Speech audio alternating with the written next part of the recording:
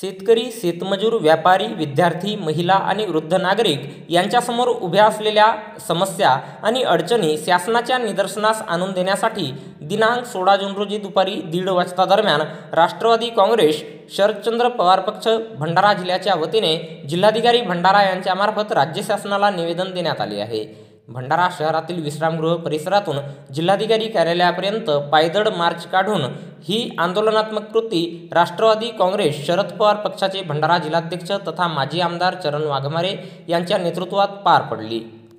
देण्यात आलेल्या निवेदनामध्ये शेतपंपाकरिता वीज जोडणीची डिमांड भरलेल्या शेतकऱ्यांना डिमांडची रक्कम परत न करता इलेक्ट्रिक बिल जोडणी देण्यात यावी, शेतकऱ्यांची पूर्ण कर्जमाफी करून नियमित कर्जफेड करणाऱ्यांना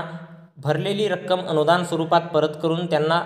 सुद्धा कर्जमाफीचा पूर्ण लाभ देण्यात यावा, रब्बी धान खरेदी शासकीय हमीभावाने खरेदी करावी, तसे न करणाऱ्या जिल्ह्यातील 7ही तालुक्यातील बाजार समित्यासह सर्व संस्थांवर ठोस कार्यवाही करून गुन्हे दाखल करण्यात यावे.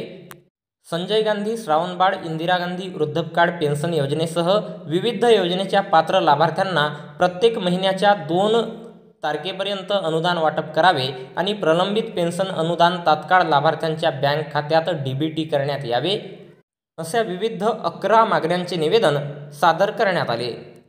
11 मागण्या तात्काळ पूर्ण करून सामान्य जनतेला न्याय देण्यात यावा. जनतेच्या मागण्यांकडे दुर्लक्ष केल्यास राष्ट्रवादी काँग्रेस पक्ष शरदचंद्र पवार पक्ष भंडारा जिल्ह्याच्या वतीने जन आंदोलन उभारण्यात येईल, असा इशाराही निवेदनाच्या माध्यमातून देण्यात आला आहे. निवेदन देतेवेळी